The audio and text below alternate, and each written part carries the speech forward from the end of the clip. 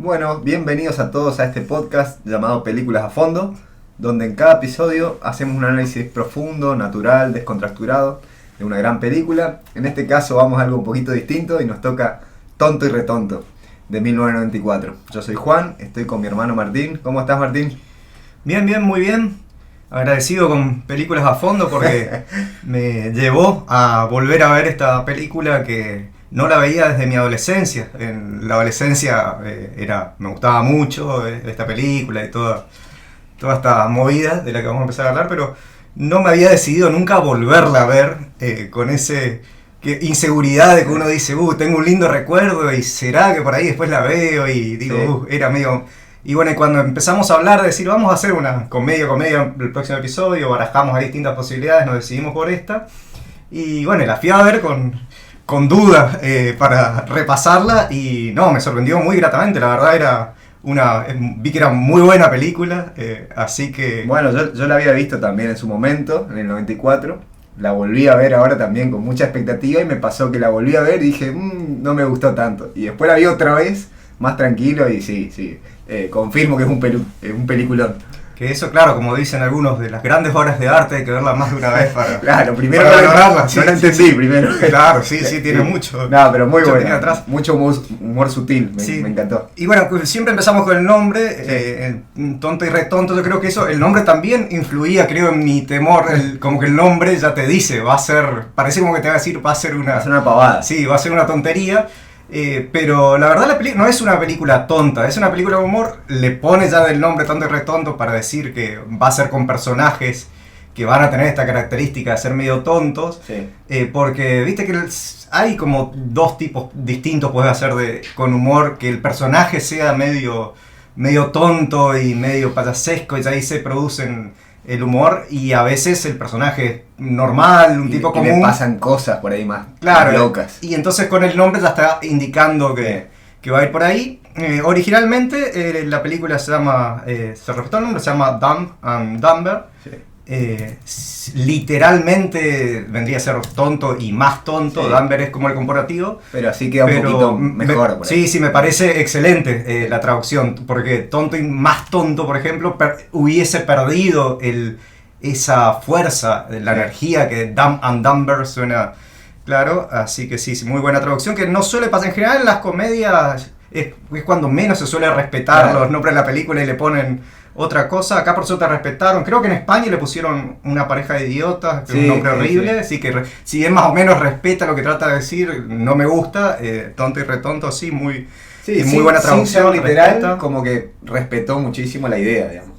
Así que, bueno, vamos a empezar a hablar con... este es el nacimiento de... Vamos con los directores. Sí. Vamos a hablar también de los protagonistas, de los hermanos Farrelly.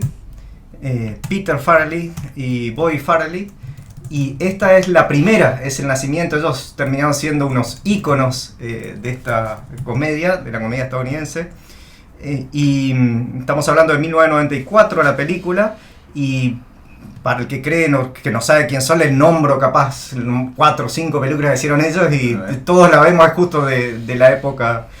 En los 90, 2000, muchas comedias muy famosas, por ejemplo, Loco por Mary, There's Something About Mary, es de ellos. También con Jim Carrey, Irene, Yo y mi otro yo. Amor ciego, que está Jack Black.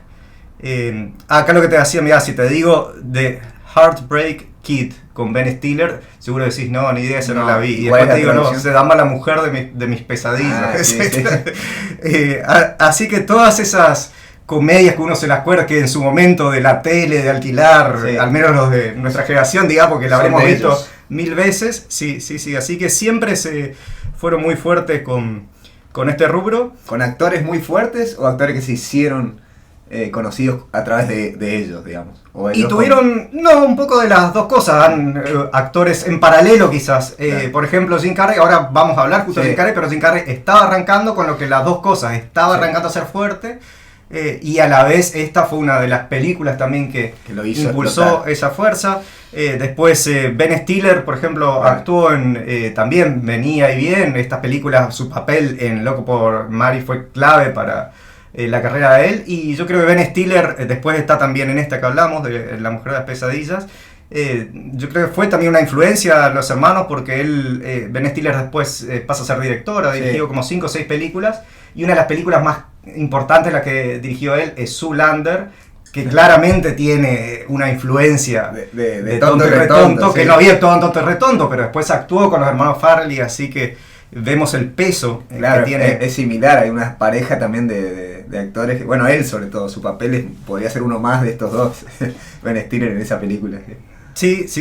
Y después, bueno, Jack Black, por ejemplo, actuó, que también fue un actor clave o sea, todos los actores que en esa época fueron clave de ese tipo de comedia han actuado con ellos, actores entonces. Ahora hace poquito, la última película que sacaron, 2024, Dear Santa, también actúa Jack Black, así que van teniendo esa no la vi. Versión con ¿La los viste actores. Vos? No la vi. Las últimas de ellos no la vi.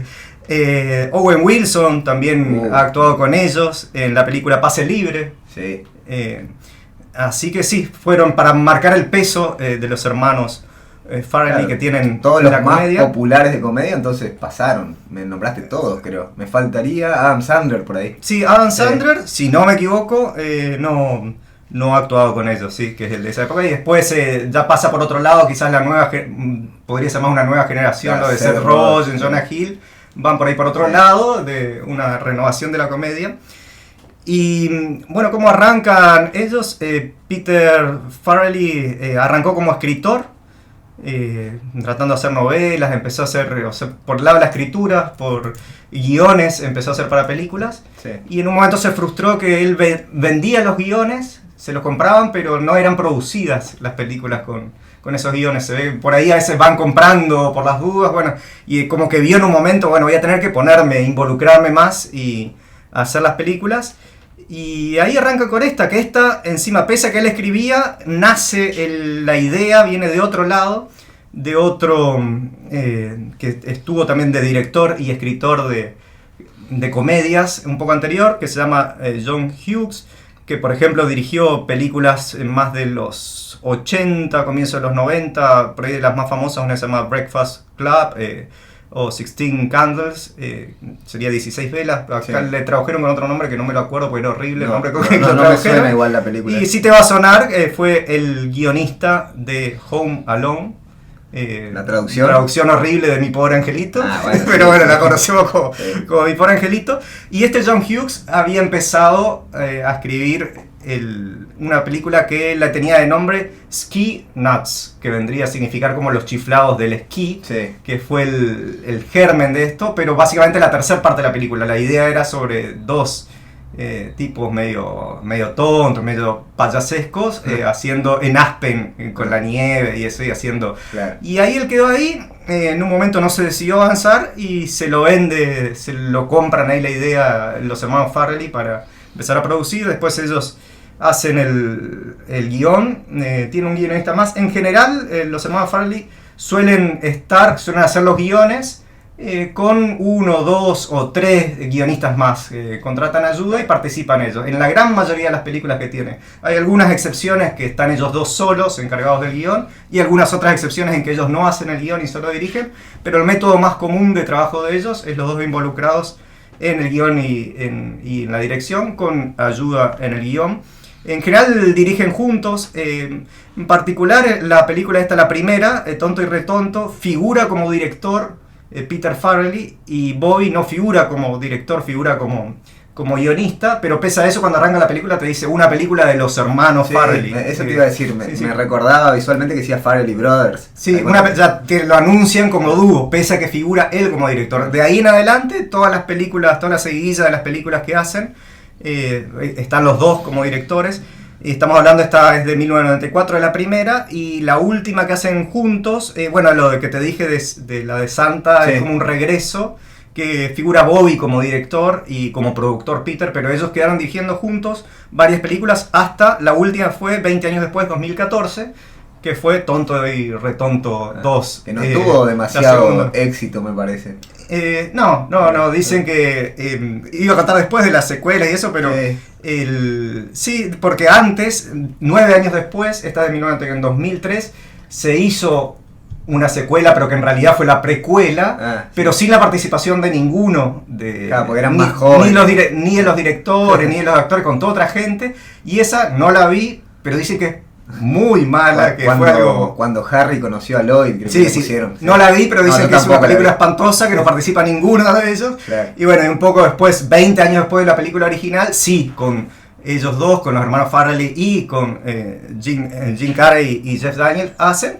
Y ahí las opiniones son como, no está mal, pero nada que ver con la original. Parece que quedó ahí en un punto medio. Y después de esta, de Tonto y Retonto 2, ahí sí empiezan a hacer cosas por separado.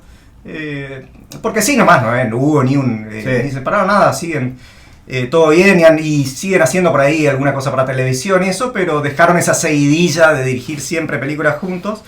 Y incluso después de esta del 2014, la primera que la hace Peter Farrelly solo, sin involucración de Bobby, es Green Book.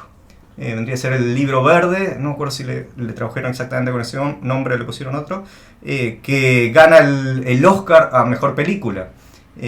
Sí, que no es una comedia como las que hacían, es como un poco más serio, con una temática con la discriminación racial en Estados Unidos. ¿Pero en tono de comedia? ¿O con cosas, esas que son como comedias dramáticas, como con ciertas cosas ahí simpáticas, pero tal vez drama, cambia un poco ahí la onda cuando dirige, y ahí le dan el Oscar. Por ahí también lo que decimos, viste, a veces cómo se comportan los premios, es como que no le quisieron dar premios con las comedias y después cuando... Esta que era un poco más seria. Sí, entonces dicen, bueno, pues para mi gusto, por ahí sus comedias son superiores al ir, pero viste que hay a veces esa tendencia. Suena raro que Tonto y Retonto gane un Oscar, por ejemplo, no sé, podría, pero suena muy fuerte. Puede ser, pero bueno, para mí, por ejemplo... No hay, o sí, en la historia de los Oscars, una comedia, sí. Comedias, sí, comedias hay, pero no, comedias así tan... Creo entendido que no. Si alguno está escuchando y se acuerda de alguna, corríjanos ahí, pueden hacer comentarios en Spotify. De este estilo. Pero sí, de este estilo sí, no se suele premiar ahí.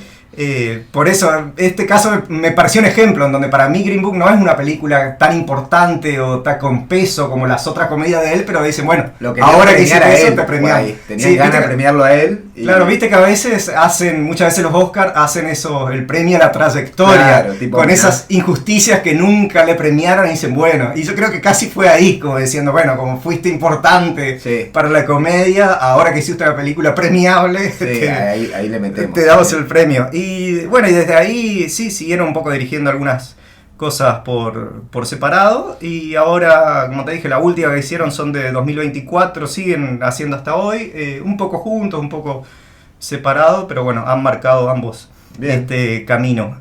Vamos a hablar un poco de los actores, de los protagonistas. Ya hablamos de Jim en otro episodio. Sí, hablamos de Jim, no hemos mencionado tanto, igual cuando... Fue el primer episodio que hicimos del podcast. Por ahí no teníamos todavía esa costumbre de ir recorriendo tan profundamente la carrera de los protagonistas. Así que vamos a aprovechar que quedamos debiendo un poco, hablar un poquito más de Jim Carrey. Y bueno, él tuvo un largo camino hasta empezar a ser famoso ahí en el mundo del cine. Y explotó, y de golpe explotó con todo. Se va a entender lo que estoy diciendo cuando cuento un poquito. Porque él arrancó ya desde 1980, o sea, cuando andaba por los 17, 18 años, él ya empieza a hacer estos shows cómicos en Canadá. Él es canadiense. Hay muchos videitos que circulan de él haciendo stand-up. No los vi, pero debo haber de esa época. Sí, muy gracioso, muy físico también su humor. Sí, claro, siempre el humor físico. Tiene ese humor físico bastante particular. Yo creo que no se da. No hay otro casi. Mucho.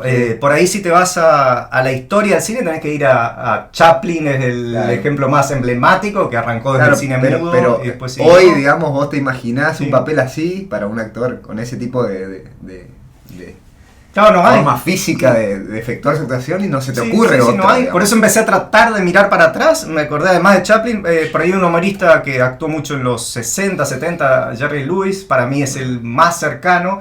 Es más, en la película Tonto y Retonto, el look que le hacen a Jim Carrey con el pelo peinado así para adelante es muy similar a los personajes de Jerry Lewis, que seguramente se hizo a propósito. Sí, seguramente se hizo a propósito, le habrán dicho, bueno, es más, cuando leí críticas viejas de la película Tonto y Retonto.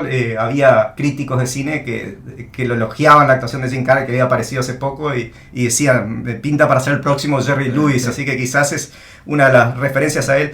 Y sí, en los 80, estos videitos que estás viendo es de su etapa canadiense. Él es canadiense, y arrancó haciendo estos shows, y ahí ya era, si bien ahora están circulando esos videos, en Canadá ya se hizo reconocido con este stand-up que él hacía. Él hacía muchas imitaciones muy buenas, sí. Y ahí ya en Canadá la gente lo seguía, tenía mucha gente, sí, mucha popularidad ahí.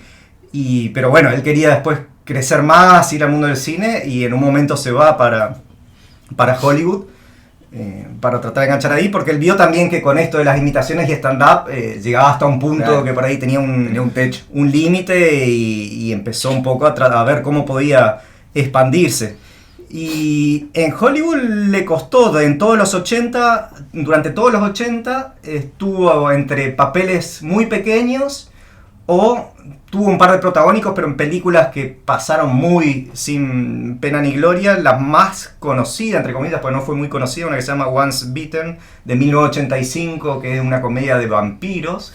Pero no, en esa él protagonizó, pero no tuvo mucho éxito. Y después todos papeles muy chiquitos, y recién cierto destape logra él en 1990 con una serie de televisión de la Fox que se llamaba Living in Color. Él estuvo desde 1990 hasta 1994 en esta serie. No era el protagonista, era como el segundo, el tercero. No vi ningún episodio de esa, pero ahí se empezó a conocer bastante, y esto fue lo que le ayudó a que le dieran, sí, más papeles protagónicos. Y en 1994, esto me llama la atención, desde el 80 ahí peleando, qué papelito, qué película, y en un año, explosión absoluta. Viste que habíamos hablado el episodio pasado también que Brad Pitt y DiCaprio también, sí, de golpe en un año explotaron. Bueno, en 1994 él, sí, sale Ace Ventura en febrero, La Máscara en julio y Tonto y Retonto en diciembre. Listo, pasó. O sea, en un año 3 bombas, así que fue muy explosiva, pasa a ser un actor con sueldos altísimos, con, claro, películas todas muy populares, bueno, lo que muy querido. Recién de su humor físico, ves por ejemplo La Máscara y decís, ¿qué otro actor podría hacer esto? Y te parece que ninguno, ¿viste? Es impresionante su despliegue ahí. Bueno, ahí claro, un poco también. Sí, porque si buscas otro, no sé, por ahí Steve Carell puede tener algo, pero es otro, por ahí otro tipo de gracia. Incluso cuando vos decís hay humoristas hoy con mucho éxito, mencionamos algunos, Owen Wilson, Seth Rogen, pero todo con otro tipo. Sí. Ese humor tan físico, que hay una palabra, incluso en inglés le dicen el slapstick, cuando es ese humor con las caras, con lo físico, sí, bien particular, y salta muy este éxito, y también es muy... Yo pensé, tenía la idea ahora cuando repasé, que la crítica por ahí no lo consideraba tan bien, pero no, también la crítica reconocía el talento de él, era elogiado. O sea que explota todo en ese año, con esas tres películas. Sí, hasta el punto de, fíjate, ahí surgió 1994, vamos al momento Simpson, siempre algo encontraste, a ver qué hay. Sí, porque me pareció interesante para entender ahí el momento de Jim Carrey. En marzo de 1995, o sea, apenas después de estas tres, cuando estaba arrancando a ser re famoso, sí, meten un chiste en Los Simpsons, en el capítulo que se llama La boda de Lisa, que te muestran en el futuro, sí, que ahí sería 2010, que Lisa se engancha con un inglés, que son los dos intelectuales, sí, y van al cine donde pasan una retrospectiva, 40 películas clásicas con Jim Carrey. Mirá. No, la verdad que no recordaba eso. Bien, sí, buena, sí, perlita sacaste. Sí, y me parece esta mención importante para entender el fenómeno de ahí. Como ahí lo veían, había hecho 3 películas en un año. Visualizando que va a ser un actor, claro, de época, digamos. Sí, y a la vez también juegan un poco con el chiste, porque están Lisa y el novio son como intelectuales, claro, con gustos así. Y ellos Lisa, van a ver esta claro, van a ver la retrospectiva. Y dicen, otra cosa que tenemos en común, que nosotros sabemos valorar a Jim Carrey. Mirá. Están jugando un poco con la historia de cine, que pasa a veces cuando a un actor que se lo tiene cómico y después agarran y lo empieza a valorizar. Sí. Por ejemplo, vuelvo con Jerry Lewis. Jerry Lewis no tuvo, en su momento tenía ahí medio que en Estados Unidos no tuvo tanto, más o menos como que la crítica decía, Y lo agarraban los críticos franceses, que eran los más intelectuales, y decían, no, él es un genio, un actor. Y me parece que jugaron un poco ahí con ese mito. Pucha, ahora quiero volver a ver ese capítulo de Los Simpsons, porque no recuerdo para nada esa escena. Bueno, y ese futuro de Los Simpsons transcurre en... es cortita, esa parte claro, es cortita la escena. Transcurre en 2010, o sea, ya pasamos de esa época y bueno, se podría hacer una buena retrospectiva así de Jim Carrey, no con 40, claro, 40 no con 40, que para él manejó, justo que estamos repasando la carrera, yo creo que él manejó bien la carrera, porque si hubiese capaz hecho 40, imaginaban que iba a meter 3 por año. Sí. Pero para mí él manejó bien, porque si hubiese metido 3 por año, yo creo en un momento... Te iba a cansar. Sí, yo creo que manejó bien, fíjate, no hizo... Lo conocemos mucho, todos lo ubicamos, y si te pones a repasar, no hizo tantas, por ejemplo, películas. Después de ese 94 con las 3 bombas, ¿qué vino? ¿Qué hizo después? ¿Qué vino? Y bueno, entre 95 y 97 mete 4 películas con mucho éxito todas, que hace mucho éxito comercial al menos, algunas también valoradas por la crítica, otras más criticadas. Hace El Acertijo, una película que fue exitosa, Batman, pero que a la crítica no le gustó nada, está como hoy catalogada de las peores de las tantas películas que se hicieron de Batman, pero bueno, tuvo mucho éxito ahí. Hacen la secuela de Ace Ventura, y después mete 2 que como que cambia un poquito y vuelve. Mete una que se llama The Cable Guy, creo que acá le pusieron El Insoportable, un título que no te dice mucho. Esa película vendió también, ya él era garantía de que venda. Ese fue el debut, hoy le mencionamos a Ben Stiller, fue el debut como director de Ben Stiller, fue con esa. Y ahí él fue un poco, no le gustó mucho a la gente o a la crítica tanto, él hizo un cambio de registro para esa película, en donde no es él siempre hizo como el tontón, pero muy simpático, siempre como que piola, medio tontón, a veces medio, y en esta hace como más un personaje un poco más rebuscado, un poco más insoportable, como el título que producen así, más denso. Y no gustó tanto, y es como que después de esa vuelve al rol más del simpaticón, el mentiroso, que ahí de vuelta volvió gustó más. Gran actuación también de él. Ahí gustó de vuelta, no le parece, no hubo tanta comodidad con ese intento de cambio del registro de humor en The Cable Guy, y hace mentiroso, así que sí, te estoy nombrando, pasó poquito, todavía es del 94 y ya tenemos 7 películas. Y después meten el 98, año siguiente, The Truman Show, y 99, Man on the Moon, El Hombre en la Luna, en donde vuelve a cambiar de registro, pero acá, al contrario de lo que dije que el guy, es muy valorado con este cambio de registro, en donde Truman Show, la primera vez que sale, tiene cosas graciosas, pero sale del típico rol de... Es más bien una película dramática. Claro, tiene mucho de drama y muy buena actuación de él. Y en hace algunos de sus gestos graciosos, por eso, histriónicos, pero... Y también lo mismo con El Hombre en la Luna. El Hombre en la Luna también es raro decir si es comedia o no es comedia, porque El Hombre en la Luna, él hace es una película sobre otro comediante, la biopic sobre otro comediante estadounidense, que era así bien también de este estilo, con mucho humor físico. Entonces lo interpreta él, pero a la vez, al ser una biopic, es un poco drama, pero comedia. Es una película muy, muy... interesante para ver, y con estas 2 películas que cambia un poco de registro, que él es muy muy destacado, a la gente le gusta, a la crítica le gusta. Él gana 2 premios, los Golden Globes, por ahí sacando los premios de festivales, después del Oscar vendría a ser los premios más importantes, y le dan mejor actor a él, 2, que hoy decías, viste, hablábamos de es para premios, no, bueno, los Golden Globes le dan mejor actor 2 años seguidos, por Truman Show y por Hombre en la Luna. Y acá se da algo muy particular también en los premios con Jim Carrey, que los Oscar jamás lo nominaron a él. Ni siquiera nominado. No, nunca. Es extraño. Y los Golden Globe le dieron estos 2 premios seguidos, que vos podés decir, bueno, podés un poco más de drama. No, pero ya lo venían nominando. Los Golden Globe tuvo varias nominaciones. Y no sé bien cuál es la diferencia, porque hay años que es bastante parecido. Los Oscar y los Golden Globe nombran medio las mismas películas, a veces gana la misma película, y a veces se da estas diferencias bien grosas que no entendés bien, porque los Golden Globe lo amaban a Jim Carrey y los Oscar no. Sobre todo que no haya recibido nominación para Truman Show, por ejemplo, o Eterno Resplandor, llama la atención. Sí, y bueno, después de esto, él queda en esos 2 registros, y lo interesante es que sigue haciendo las 2 cosas.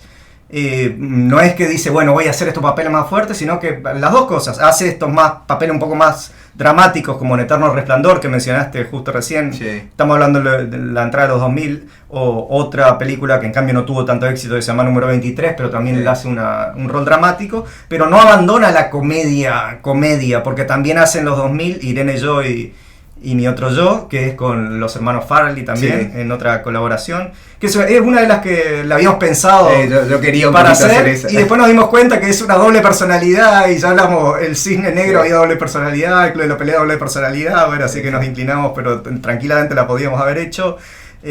Bruce Todopoderoso también hace bien comedia, Sí Señor, bien el registro de comedia, pero ya estamos un poco más espaciados, pero son todas películas. Hace una buena carrera él. No hay, viste, a veces estos comediantes caen en películas que son. A ver, te lo voy a comparar, no quiero ver. Adam Sandler en su carrera creo que tiene varias películas muy buenas y varias películas muy malas. Sí, puede ser. Viste, mete de todo. Sí, es difícil decir una de Jim Carrey que vos decís, qué mala esta película. Alguno por ahí no le puede gustar, o puede decir, esta no me gustó, pero no es. Sí, nos tiene como que quedó bastante quizás la selectivo. selecciona con bastante cuidado. Sí. Y además por ahí fue espaciando cuando alguien podía correr el riesgo de decir, bueno, ya se repite. Estos roles más de comedia los fue espaciando un poco más, fue mechando con algún rol dramático. Y bueno, y después, y ahora ya está actuando muy poco. Últimamente hizo las de Sony. Las únicas. Después de 2016, solamente, o sea, ya pasaron 9 años de 2016 y solamente actuó en las 3 de Sonic, o sea, hizo un papel. Así que sí, ya está ahí virtualmente retirado. Ya podemos hacer la retrospectiva que fueron a ver, no con 40, pero tenemos para hacer como 10, ¿Cuál 12 será el motivo, no? Porque estaría bueno que siga haciendo algunas cositas más. Y no leí mucho de esa etapa, no sé, vos a veces lo seguís mal a él, no sé si te una info de por qué. Lo sigo mucho, pero nunca lo escuché hablar de esto. Sí, es un tipo muy interesante para escucharlo en general. Él habla mucho de temas de salud mental. Le gusta mucho el tema de la manifestación y demás, hay mucho sobre él, pero nunca lo escuché hablando de qué pasa con su carrera, ¿no? Sí. Bueno, y el que coprotagoniza con él es Jeff Daniels. Bueno, me anticipo que a él creo que no lo vi nunca en ningún otro papel, así que me interesa escuchar, a ver. Bueno, Jeff Daniels, cuando lo contratan para Tonto y Retonto, era un actor muy reconocido, ya con prestigio. Y era una jugada porque él ahora voy a nombrar algunas películas, pero había participado en comedias, por ejemplo había actuado con, bueno, voy a anticipar ahora mejor. Dale. Había actuado con Woody Allen. Él venía, por ejemplo, de actuar, una de sus primeras actuaciones importantes es una película que ganó el Oscar, Terms of Endearment, que acá le pusieron La Fuerza del Cariño. Él hace un papel secundario pero importante, me gustó mucho su actuación ahí. Y después actúa con Woody Allen en 1985, por ejemplo, La Rosa Púrpura del Cairo. Voy a contar brevemente porque es para mencionar el papel de él y lo que hace ahí. La diferencia en esta película de Woody Allen es una chica va al cine y el galán de la película, que a ella le encanta, que va varias veces a mirar la misma película porque le encanta la película y le encanta el galán de esa película, y el galán de esa película sale de la pantalla y sale con ella y toda la emoción de ella. Bueno, este galán de la película es Harry, es el, o sea, bueno, esto te demuestra lo bien caracterizado que está en esta película, porque vos lo imaginás como un galán al verlo acá en Tonto y Retonto. Claro, y bueno, por eso viene, después actúa en otra con Woody Allen, Días de Radio, pero viste, Woody Allen es otro humor, ¿no? Sí, totalmente. Entonces por eso no es que él no estuvo en comedia. Después también estuvo en otra que es medio comedia, pero que se llama Something Wild, con Jonathan Demme de director. Él protagoniza ahí un papel destacado, que es también una comedia, pero no, distinto un poco. Es más parecido al tipo común que hablamos hoy. Sí, que le pasan cosas. También tenía prestigio de actuar en el teatro. Entonces fue como una jugada cuando era otro registro que le invitan ahí. Y su agente le dijo que no agarre ni a palo, esto te va a matar la carrera, es un papel. Los productores de la película tampoco les convencía, porque decían, no da Jeff Daniels para acá, pero él tenía ganas, yo creo que él lo tomó. Un desafío actoral. Sí, él sentía que le iba a ayudar a ampliar el registro de su carrera, y empujó también los Farrelly, le gustó la idea, Jim Carrey también, lo conocí, le gustó la idea. Y la productora no quería saber nada, entonces dijeron bueno, y le ofrecieron muy poca plata para el papel. Habían manejado muchos actores, no estaban de entrada ni Jim Carrey, habían manejado varias alternativas. Bueno, ya lo tenían a Jim Carrey al final. Y como no lo querían, le hicieron esta oferta medio pobre y él tenía tantas ganas que dijo, sí. Se ve que lo valoró, dijo, sintió más a futuro. Él le vio esa... Y bueno, y estaba muy bien ahí, él muy bien. Tiene una risa, por ejemplo, muy espectacular. Y bueno, y quizás ahora es un lindo ejercicio ver el que no vio Rosa Púrpura del Cairo, mirá juntas, mirá Tonto Retonto, mirá la Rosa Púrpura del Cairo. Y después de esta, entonces, ¿a dónde se fue su carrera? Y después quedó haciendo las dos cosas, participando en comedia. No, tampoco le cambió, eran infundados los temores de la gente. Siguió intercalando dramas, comedias, más o menos en el mismo estilo. Para nombrar, por ejemplo, en comedias, una que se llama El calamar y la ballena, The Squid and the Whale, con Noah Baumbach, es uno de los directores modernos de comedia que mejor les va ahora, que siguió actuando ahí en los 2000, sigue hasta hoy, así que siguió siendo una buena carrera. Y esta es la tercera protagonista, ¿no? ¿O querías decir algo más de él? No, creo que con eso quería decir de Jeff Daniels. Y creo que sí, me voy a quedar con estos dos. Creo que la película básicamente son ellos dos. El resto es secundario. Sí. Por ahí un dato de color para el que quiere. La que actúa de Mary se casó un año después de la película. Se casó con Jim Carrey. Ah, mirá. Sí. En la realidad, sí. También te iba a decir que de ella no la recuerdo en otras películas, ¿viste? Sí. Así que se casó. No es una actriz que haya hecho roles tan protagónicos, así que quería comentar este dato nomás. Y bueno, el matrimonio duró menos de un año igual. no fue buen dato de color la realidad. Bueno, vamos a meternos en la película. Dale. Bueno, y en cuanto a la película en sí, te pregunto de qué género. Bueno, obviamente comedia, pero dentro de comedia, ¿cómo la podemos caracterizar? Claro, obviamente una comedia, y es lo que más entendemos como comedia, porque viste que nosotros cuando habíamos hablado, vamos a hacer una comedia que nos falta, y después dije, en realidad hemos hecho comedia en cuanto a la de Tarantino, quizás se puede catalogar como comedia. Parásitos tiene cosas de comedia, Relatos Salvajes, pero siempre era una comedia mezclada con cosas, es humor negro, con violencia. Y ahora entonces dijimos, vamos a buscar algo de ese, la comedia, de esa como que está hecha para hacerte reír, así que ese es el rubro que agarramos. Y sí, cierto lo que decís vamos a tratar de indagar qué tipo de comedia utilizan, y hay varias comedias metidas para mí en esta película. Puedo marcar, por ejemplo, 5 subgéneros dentro de la comedia que hacen. Uno, ya lo mencioné antes, que se le dice en inglés, se le llama slapstick, que es el humor físico.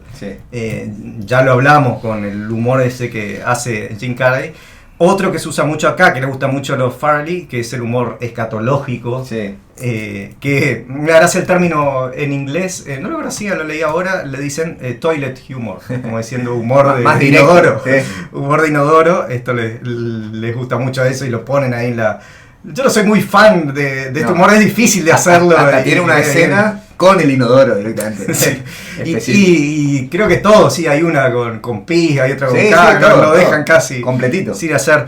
Y después también el humor que justo que acabé de decir, que no soy fan del escatológico, pero sí soy fan de un recurso, este no es un subgénero, pero un recurso que me gusta mucho del humor y que lo aplica mucho acá, es cuando esa mezcla que se da entre lo serio y el humor. Es como que ponen en una película cosas medio absurdas dentro de como si fuese una película seria. Viste, acá le mechan que hay unos delincuentes y la valija, el secuestro, y eso raro, esa mezcla, para mí es lo que más me gusta de esta película, y lo que mejor funciona el humor es ese. A mí me encantó eso.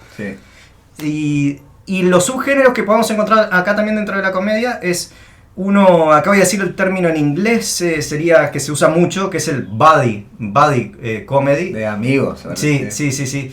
Que son con 2 personas, cualquiera se pone a pensar, te vas a recordar varias. Muchas veces el buddy comedy, gran parte de la comedia es que los 2 personajes son muy distintos en los 2 extremos, qué sé yo, hasta físicamente a veces. Un ejemplo muy burdo es la película Gemelos, en donde Danny DeVito y Arnold Schwarzenegger son gemelos. O a veces de caracteres, En este no sé qué opinás, si ellos no son tan distintos, son más, no es ese estilo. Los dos son muy torpes, pero hay como una diferencia, ¿no? O sea, ¿qué diferencia? Sí, yo tenía duda, ¿hay esa diferencia o es otro tipo de buddy donde en cambio son parecidos? Quizás Lloyd es como un poco más bonachón, más inocente aún, y el otro trata de ser un poco más, ¿no?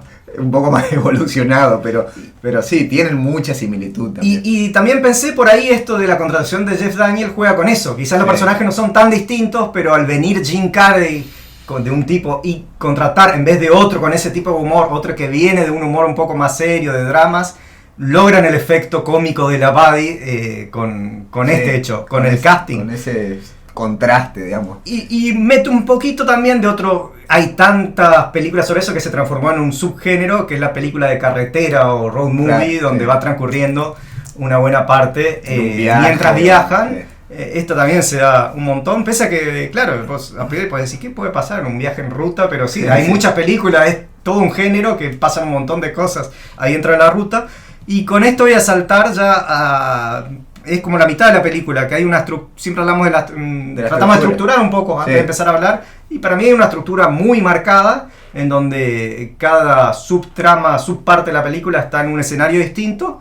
El de la mitad es la ruta, porque el primero, y podemos pensar la estructura de la película en base a este viaje, porque la primera parte sería cuando están en Providence, en Rhode Island, de donde son ellos. Transcurre todo un buen tramo ahí, quizás una tercera parte, quizás son 3/3, un poquito menos. Un segundo tramo es esta road movie, que es todo el viaje en carretera hasta Aspen, desde Providencia hasta Aspen. Y la tercera parte es la que había pensado el escritor original que les vendió la idea, que es en Aspen. Y encima están bien marcadas la diferencia, porque en Aspen es mucho frío, están ahí con el hielo, te la deja... Cada una de estas etapas tiene su característica. Así que vamos a empezar a repasar por etapas, si querés. Viste que los créditos ya se puede ver, así como ya le ponen tonto y retonto a la película, también me llamó la atención, viste que en créditos un detalle menor, pero que escriben mal, directed by, como que de entrada ya te quieren marcar, esto vamos a... Esto va a ser medio bizarro. Sí, te lo marcan ya desde ahí. Y cuando empieza la película, empieza con la presentación ahí de los personajes. Jim Carrey lo vemos en la limusina. Claro, que él simula que era el pasajero de la limusina. Claro, viste que como que es tonto, pero se nota que tiene mucha falta de tacto para hablar con él. Primero parece como, viste bien, y después la embarra, te das cuenta que le falta esa chapa. Pero a la vez tiene viveza, arma toda esa estrategia como el conductor de esa limusina. Es más, viste que hoy justo dijiste cuál es la diferencia. El personaje de Jim Carrey parece como más tonto, pero a la vez es el que siempre piensa estos planes. Claro, siempre piensa los grandes planes. Tiene ideas, trata de hacer cosas. Pero después y se tiene fe, porque trata de conquistar a las mujeres más hermosas, ¿no? Y bueno, y ahí lo vemos al personaje de Jim con el pelo que mencioné hoy, el pelo a los Jerry Lewis, y un detalle físico, viste, el diente cortadito, que ¿sabes qué leí? Que es cierto, ese diente partido es original. Mirá. De Jim Carrey.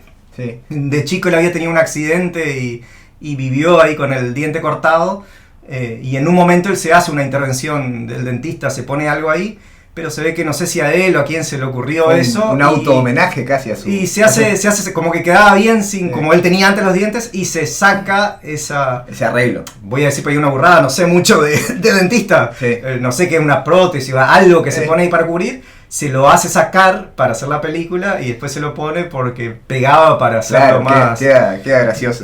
Viste que raro, porque es un pedacito muy chiquito ahí del diente, pero te marca la atención ahí. Y te lo muestra al otro personaje, al de Jeff Daniels, ahí con los perros. También te muestra lo bizarro con esa camioneta de esa perros. Camioneta todos la recordamos, digamos, esa camioneta perro es histórica también, quedó para siempre. Sí, y están con los dos con estos trabajos ahí que se la van rebuscando. En un momento hacen como un chiste, dice, sí, no hay trabajo, salvo que quieras trabajar 40 horas, ¿viste? Como ellos la tratan ahí de... Los dos, ese día ya como que los dos pierden el trabajo.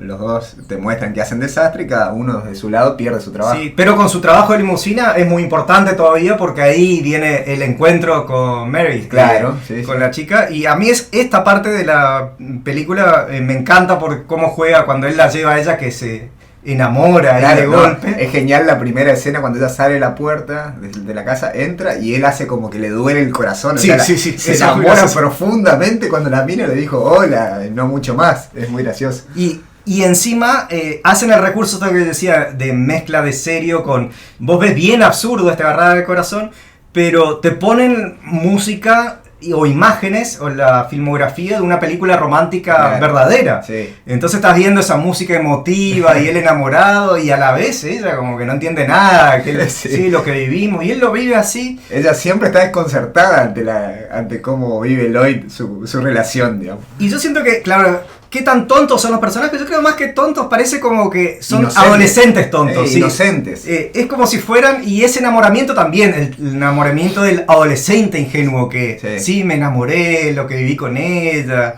y nada que ver. Un recurso también que queda gracioso, que lo hace más de una vez en la película, que ahí se quiere poner el spray bucal para el aliento y siempre lo tira para afuera. Eso es muy, muy gracioso también. Y cuando van ahí en la limusina con ella, que ves que hay una explosión de fondo, que se ve todo el fuego, sí. Ya arranca con todo, creo, ahí es muy divertida esta parte de la película. Y ahí viene la escena clave que desencadena todo de la valija, claro. Cuando él ve que ya la deja, que ahí no sabes todavía qué pasa, después ves que es más, yo me acuerdo te estira bastante el misterio de qué pasa con ella, la valija y todo eso. Claro, ves el dúo de delincuentes que está hablando, va a dejar la valija, ves a ella que deja. Yo en su momento creí que era como que ella era una delincuente y parte de una trama, claro, no entendí bien qué pasó. Después más tarde empiezan a hablar de secuestro y ahí te cierra.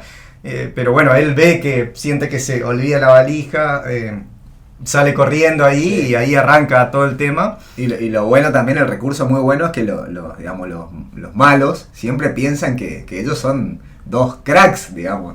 Que lo hacen a propósito, que roban la valija a propósito, que son como dos profesionales, varias veces dicen eso. A mí eso es lo que más me gustó de la película, eso, de que siempre maneja muy... Por eso digo, la película, por más que parece tonta por un lado, y a la vez me parece que es muy inteligente, cómo maneja muchos recursos. Esa credibilidad entre que ellos sienten que ellos son los capos, ¿viste? ¿Quién los manda? ¿Cómo se adueñaron con la valija? Después el malo, el hombre de los malos, que es un hombre y una chica. Me gusta ese recurso, viste que el hombre en un momento entra también en lo payasesco cuando ve, pero la chica de los malos la mantienen siempre seria, entonces mantiene ese equilibrio que los malos están ahí. Y bueno, y ahí me encantan estos desacuerdos que se hacen, por ejemplo, cuando los delincuentes lo van a buscar, es de que ellos, eso me resultó muy gracioso cuando Jim le dice a Jeff... no pagaste el gas. Claro, los van a buscar al departamento, ellos por la mirilla, mira a Lloyd y ve que dice, está armado. Tenía un arma, dice, no pagaste el gas, y el otro, uy, sí, perdón, no o sea, ellos se convencen de que la gente del gas va armada a cobrarle la deuda. Eso resultó muy gracioso, me encantó. Porque no es que especulan, dicen, deben ser... No, dan por seguro, son los del gas, y se enoja, ¿cómo no pagaste el gas? Y nos vienen a matar. Y deciden escapar por eso, o sea, se escapan de la casa porque vienen a cobrarle el gas, digamos. Claro, y ahí en la confusión, y los malos a la vez sienten, no, estos se escaparon, saben lo que está... También ahí pasa muy gracioso que le hacen lo de... dicen, vamos a dejarle un mensaje. Le matan al periquito, al pajarito. Claro, le cortan la cabeza y después cuando llegan, Harry dice, no, estaba muy viejo y se le cayó mi cabeza. Eso también fue muy gracioso, se le cayó la cabeza. Claro, el pajarito le dio para varias cosas muy bizarras. Por ejemplo, después que le termina vendiendo el pajarito al chico ciego del edificio, le pega con cinta a la cabeza. Todo eso es muy absurdo, ese humor, y muy gracioso, funciona bien. Y bueno, y ahí arrancan, se escapan dicen, vamos a tener que ir, y Jim Carrey, como siempre, es el inteligente a la vez que piensa los planes, es la oportunidad, tenemos que escapar, bien, podemos ir a Aspen, él quedó enamoradísimo ahí de Mary, vamos a él tiene una confusión ahí de dónde queda Aspen, piensa, hasta hace un discurso como que van a un lugar caluroso. Dice, claro, hacen dos chistes, que primero él le dice, porque Aspen está en Colorado, que es más o menos en el centro-oeste de Estados Unidos, y él cuando Mary le dice, me voy a Aspen, y él le dice, Aspen, California, le dice. Ahí está. Y, por ahí queda muy interno para la gente que conoce, pero sí, después se evidencia que la confusión es que cree que es un lugar más cálido, ¿no? Sí, que está en la otra punta, y claro, sí, California está bien en el oeste de Estados Unidos, y ella queda ahí como como medio dura, como diciendo que tonto, y después como que refuerzan el chiste para hacer más extremo todavía, cuando Jim Carrey le dice a Jeff, vamos a Aspen, él le responde algo así como, no me gusta Francia, no me gustan los franceses. Los franceses son insoportables. Sí, entonces como que van más extremo, como, con el juego de tonto y retonto, uno se había confundido de estado, el otro directamente se confunde de país, pero a la vez lo que digo, tan tontos no son, porque después agarran el auto y llegan, y van, y es un viaje. Mirá lo que dice, que me metí en Google Maps y puse Providencia a Aspen para ver cómo es el viaje. Son 3.300 kilómetros, 33 horas en auto.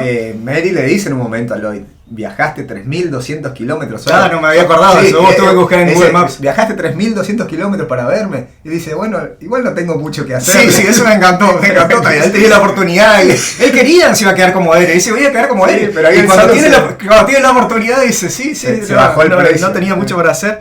Y agarra el auto, y cuando se van me encanta, me resultó muy gracioso la notita ahí que le dejan a los delincuentes, que ellos creen, hombres del gas, perdón, pero nos fuimos, una carita sonriente. Y bueno, y el tipo dice, estos me venían persiguiendo, ¿cómo saben que yo tengo gases? O sea, el tipo siempre está creyendo, estos son dos cracks, ¿viste?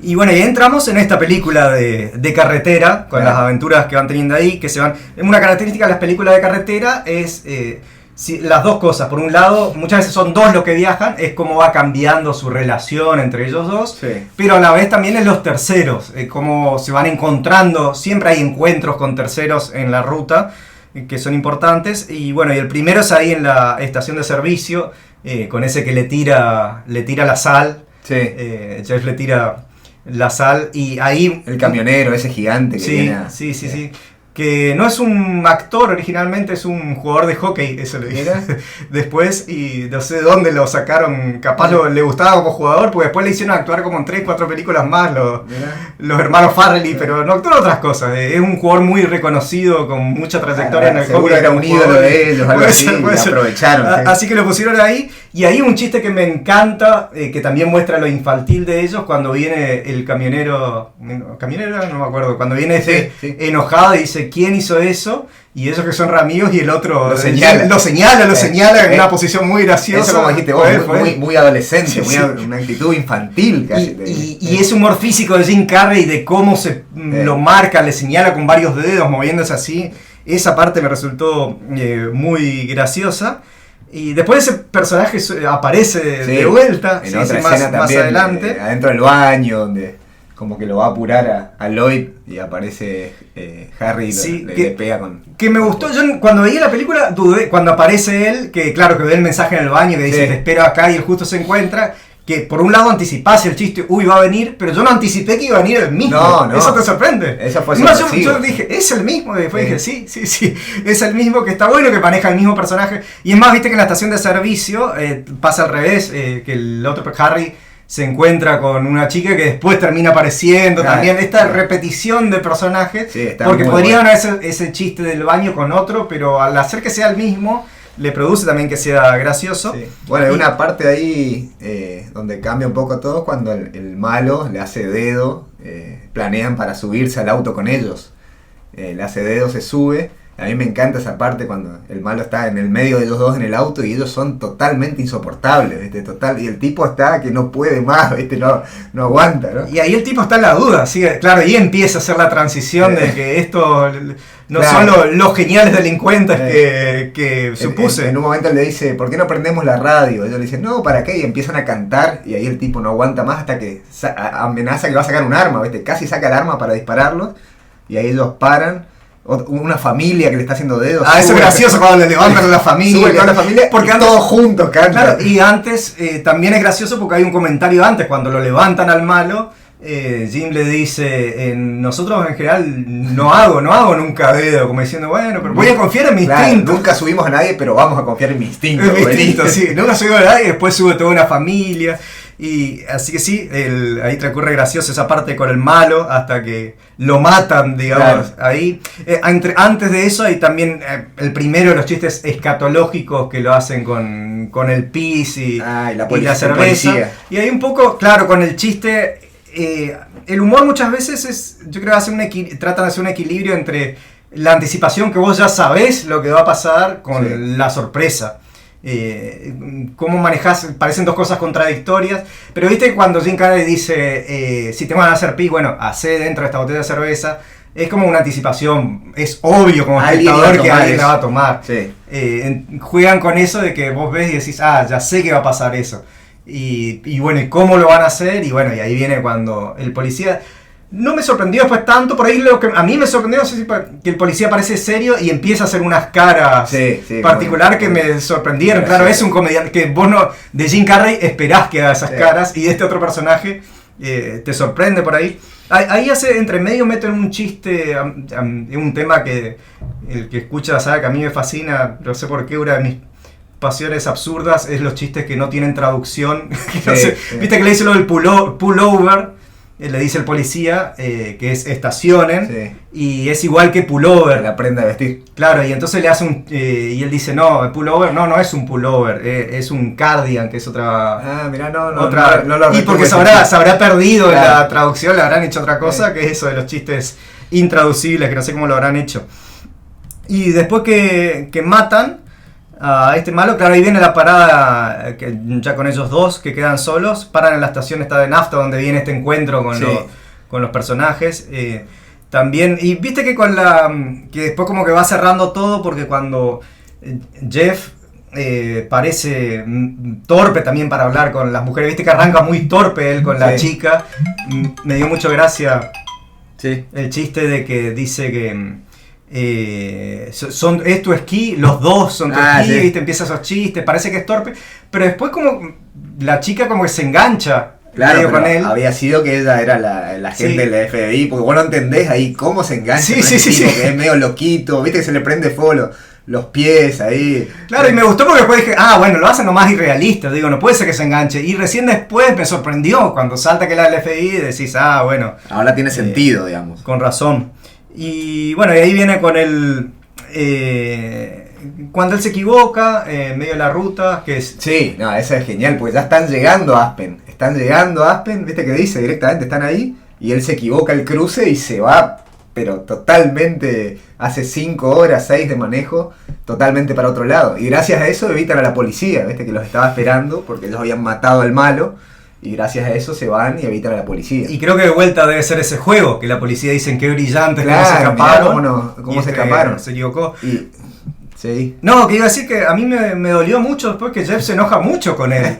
Para mí fue injusto, porque primero yo creo, ¿quién no le pasó? Esta vez la ruta es así. En un momento la decisión y te distrajiste un rato, no viste el cartel. Y bueno, y el otro era copiloto también tenés responsabilidad, fue medio injusto, me dolió que se enoje tanto. Pero bueno, ahí tenés la redención también, porque se enoja muchísimo, se va caminando solo, qué sé yo, y después aparece él con la motito esa. Y viste que ahí le dice, el otro como que parece enojado, viste, le dice... cuando pensé que no podía ser más estúpido, cuando aparece con la moto. Porque le dice, ¿cómo conseguiste esa motito? Y él le dice, la cambié por la camioneta. Y le dice, porque la motito gasta poca nafta. Y ahí él le dice, cuando pensé que no podía ser más estúpido, hiciste esto tan brillante. Dice. Estuvo bueno porque a mí me sorprendió. Yo pensé que él se iba a quedar como loco diciendo, sí. A mí me sorprendió. O sea, alguien capaz lo veía venir el chiste. A mí me sorprendió. No, yo pensé que se iba a enojar. Se iba a enojar. Ya me la hizo creer a mí. Como vos dijiste, ya venía muy enojado. Y le dice, no podía ser más. Y ahí le dice, hiciste esto tan brillante. Y bueno, ahí agarran la motito. Y se van con la motito finalmente hacia Aspen. Y ahí, bueno, llegamos a Aspen. Y claro, ahí también es gracioso que llegan a Aspen, listo.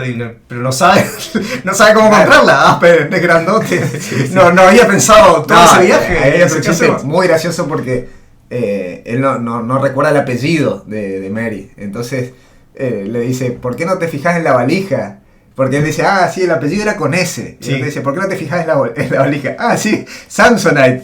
Sí, Mary Samsonite. Sí. Y es más, y ese chiste, no sé si te notaste porque queda más encubierto. Cuando aparece el malo, otro de los malos, no los malos que dijimos antes, dice... Señor Samsonite. Sí, y porque él le dice, yo soy el dueño de la valija, y sin caer naturalmente le dice, sí, señor Samsonite. Si no estás atento pasa desapercibido. Porque nadie se ríe de eso, y él tampoco le dice, no soy Samsonite, entonces pasa sutil, pero es genial. Y ese chiste es muy bueno, porque el primero de Samsonite es como más, te das cuenta, es Samsonite, y el otro le mete ahí muy naturalmente, y tiene varios de esos chistecitos como... que pasan.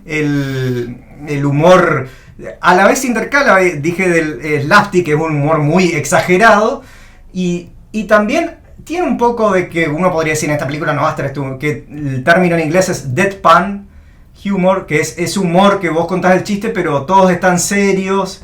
Sí. No es el estilo de esta película, pero están más escondidos y tiene parte de ese humor, varios. Que dicen cosas graciosas que vos no lo percibís a veces si no estás atento porque están los dos serios y sigue la conversación, como el claro ejemplo es este del señor Samsonite. Sí. Y bueno, y ahí con la pelea vuelta, porque Jeff siempre se enoja, ahí, con los guantes. Sí, con los guantes queda muy enojado, siempre se enoja Jeff con él. Sí, porque Lloyd tenía doble guante. Y el otro se está muriendo de frío, se están congelando los dedos. Y bueno, eso hace que tiren la valija y ellos vean que había dinero. Bueno, ahí hay otra parte genial, que ellos encuentran todo el dinero y hacen su plan nuevamente. Dicen, sí, vamos a cuidar este dinero, vamos a usarlo para buscar un alojamiento muy humilde y vamos a tratar de gastar lo menos posible. E inmediatamente van al mejor hotel 5 estrellas, a la habitación presidencial, se compran un Lamborghini, van a hacer compras, no, todo totalmente. Sí, y a mí me encantó por esto que decía, de la mezcla entre lo que esperás y lo que te sorprende, porque cuando empiezan a decir, no, este dinero hay que cuidarlo, yo me imaginé de que obviamente no lo van a cuidar y lo van a despreciar, pero pensé que iba a ser algo más gradual. No tan rápido. Claro, yo pensé que iban a empezar y después que la gracia iba a ser que de a poco iban a extender, y te corta ahí, apenas termina de decir eso, te cortan ahí en el hotel mega de lujo. Eso sí fue muy gracioso, ese choque. Con todo, el hotel de lujo, la ropa, los autos, sí, vamos a ser muy equilibrados, tac, te salta así de golpe, me pareció que eso funcionó muy muy bien.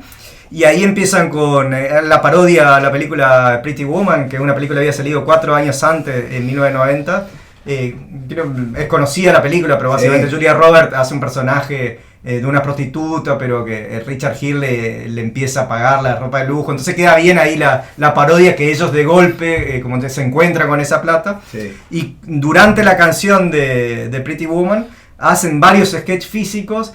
Y fíjate como no dejan, creo, nada por no hacer chistes. O sea, hay chistes con las uñas, con el pelo, sí, con el pelo de la nariz, con la barba, con todo. En una canción, en un sketch, dice, vamos a hacer un chiste con cada cosa. Y la mayoría de eso creo que están buenos, funcionan. Bueno, y ahí viene una parte, hasta casi te podría decir dramática, de casi la pelea entre ellos, cuando Harry va y medio que le empieza a gustar también Mary, ¿viste?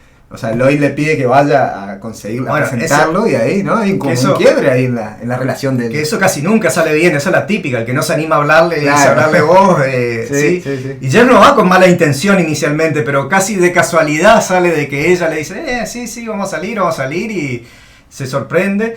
Y claro, y también es sorprendente para nosotros, porque nosotros vimos a Mary cuando en la limusina se encuentra con Jim, como que no quiere saber nada con él, dice, uy, qué tonto, lo rechaza. Y después acá queda en cambio, se engancha enseguida. No como, por ahí pensás que, yo creo que después cuando ves que ya está casada, claro, y bien sin problemas, no tenía un interés romántico. No. Se ve que genuinamente tenía ganas necesitaba salir un poco. Pero parece como que Mary cree que él es tan genial que hace un humor a propósito, ¿no? Como que sus estupideces, ella duda y parece que convencerse de que, fíjate, hay una escena espectacular cuando están en la nieve, que Mary le tira un cosito de nieve y el otro queda loco, ¿viste? Queda loco y va como que medio que la ataca, la tira a la nieve y se le pone para pelear hasta que se miran y se empiezan a reír. Como que parece que ella está creyendo que él es tan gracioso que hace a propósito todas estas cosas. Sí, y bueno, después prepara Jim, como siempre arma los planes, prepara ahí la venganza y de vuelta el humor que les encanta, escatológico, obviamente la venganza, hacer con el laxante y la diarrea y eso, y a la vez mientras se va este duelo entre ellos dos, y viste que también me pasó, vemos la misma chica que había hablado en la estación de servicio y que le empieza a conversar mucho a Jim Carrey, y también a mí me pasa que digo, pero ¿cómo esta chica va a estar tan interesada en hablarle? No me cierra, por eso me gustó que al final digo, bueno, parecía poco creíble del FBI. Después, y a la vez, mientras se va dando esto, está la interacción todavía con los malos, ya el malo de la carretera murió, así que queda... ellos creo que están con la duda, que viste, uno creo que dice, no, son tontos, ¿no? Y la chica creo que todavía está seria y dice, no, son brillantes. Ahí también otro chiste parecido a los anteriores, muy muy bueno, cuando se da este accidente con el corcho. Que matan al búho. Otra vez la mezcla de lo esperado con lo inesperado. Cuando está con el corcho, yo me imaginé, digo, van a tirar el corcho, pero no me imaginé que era el búho. Sí. Eso me sorprendió. Y el malo dice, nos hicieron la venganza. Sí, eso es muy bien. O sea, ¿al pájaro? Sí, ellos matan a uno de los nuestros, a uno de nuestras aves. Uno duda un poco, dice, no, pero no podés calcular. Pero el otro está convencido. Sí, la chica le dice, ¿cómo haces para matar un búho con un corcho? Bueno, son profesionales. Y justo, mirá cómo relacionan todo lo del pajarito con le hacen la misma venganza, cierra ahí y bueno, y ahí ya viene después al encuentro, ¿no? Cuando viene el... porque él le... voy a insistir una vez más con lo de anticipación, con el chiste de anticipación que cuando él le va a mostrar a Mary la encuentra, le dice tengo la valija, Mary está feliz, va con él. Y vos estás ya esperando, vos ya te imaginás que la valija va a estar vacía. Sí. Porque vos sabés que estuvieron gastando la plata y estás esperando ese momento y venís hace rato decir qué va a pasar cuando esté vacía. Y yo me esperaba eso, va a abrir y está vacía. Y me sorprendió que no estaba vacía, sino que estaban los papelitos. Esos papelitos no me lo esperaba. Ellos habían dicho que iban a dejar todo registrado para después devolver supuestamente la plata. ¿Sí? Claro, igual creo que recién abre la valija el malo. Y se desespera cuando ve los papelitos, no lo puede creer. Y ahí sí, estuvo gracioso, pero me quedé un poco con las ganas de cómo iba a reaccionar Mary si abría y veía los papelitos. Claro, sí. Tuvieron que elegir alguno de los chistes. Fue gracioso cuando lo abrió lo malo. También me quedó el chiste, me quedé con las ganas de cómo iba a reaccionar, que Mary estaba con muchas ganas si lo hubiese visto ella. Y bueno, y ahí viene lo de los balazos, ahí está la vuelta que llega, que vemos que la chica está de FBI. Y ahí está que me gusta mucho el chiste cuando juega con lo serio, viste que empiezan a explicar los planes, sí, tenía el chaleco antibalas, estaba todo planificado. Si te disparaban en la cara. Sí, y ahí queda el medio duro. ¿Y por qué digo con lo serio? Fíjate cuando ves un thriller serio, muchas veces pasa eso. Claro. Que está el plan perfecto y decís, mirá qué bien que lo armaron, y no te cuestionás eso. Yo creo que está como haciendo un chiste para esas películas. Claro, metiendo el ojo en cuando decís, wow, mirá qué bien, sí, se puso el chaleco, el otro le disparó. Y pero si le disparaba en la cara, bueno, queda fue medio casualidad. Sí. Y la única diferencia con el thriller serio es que lo marca y le dice, che, pero podría haberte disparado en la cara. Y ahí la del FBI dice, bueno, estábamos dispuestos a correr ese riesgo. Claro, pero en las películas serias también pasa eso y uno no se da cuenta. Queda ahí como se pone, oculto, ¿viste? Sí. No se pone a pensar, como dicen, qué brillantes que son, pero capaz tuvieron suerte y bueno, y salió. Y ahí ya llega, digamos, la parte de final, bueno, se resuelve todo esto, llega el marido. Lo liberan, que estaba secuestrado, detienen a los malos y no sé si querías marcar algo más de esa parte, si no ya vamos a la escena final donde ellos se van ya caminando en una ruta medio desértica, ya sin nada, habían perdido todo y bueno, como que se quejan de su mala suerte y para el colectivo con las chicas ahí en bikini. Sí, lo hacen así como bien burdo, sí, necesitamos a alguien, no sé qué. Y ahí lo que me gustó es que, bueno, por ahí ese chiste es esperado, que ellos le dicen, o más o menos, que le dicen, sí, hay uno, vayan a este pueblo y ahí van a encontrar. Y ahí lo que me gustó que yo pensé que ahí terminó el chiste. Sí. Y cuando ellos dicen se dan cuenta y salen corriendo, el otro chiste no me esperaba, el retruco no me lo esperaba y ese me sorprendió. Va corriendo desesperado Lloyd y le dice, mi amigo es un poco lento. Le dice, se equivocó de la dirección del pueblo para el otro lado. Y ese me sorprendió. Yo pensé que ahí iba a terminar, pues ya sabía que estaba por terminar la película y pensé que subían y eso. Ese no me imaginé, el que le decía es para el otro lado y cambiaban y seguía. Hasta ahí dice, me sorprendió. Mirá, 2 muchachos van a tener la suerte de estar con esta.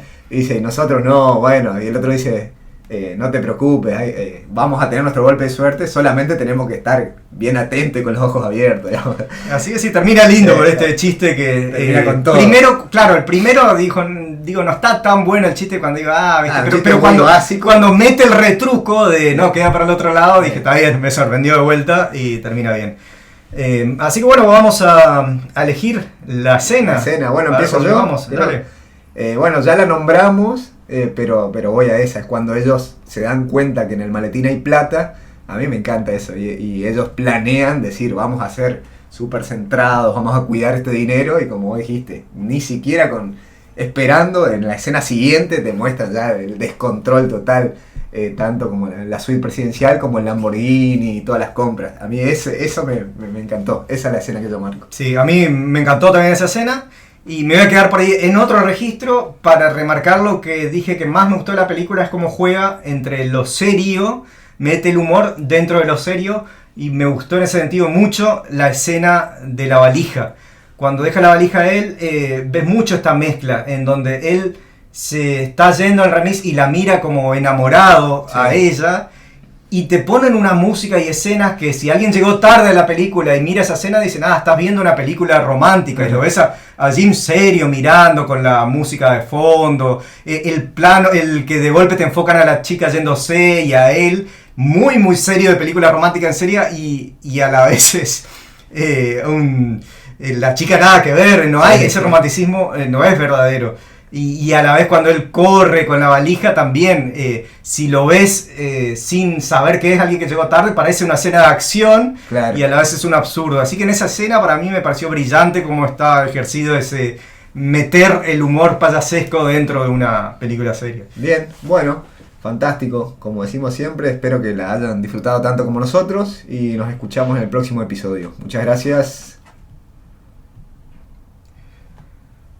Bueno, bienvenidos de vuelta a Películas a Fondo. Acabamos de terminar el episodio, quedamos charlando y nos dimos cuenta que nos olvidamos una parte que teníamos muchas ganas de hablar, así que este episodio viene con bonus track. Bonus track, a ver. Bonus track gratis, está incluido con las gaseosas, ¿viste? Dice 25% más gratis.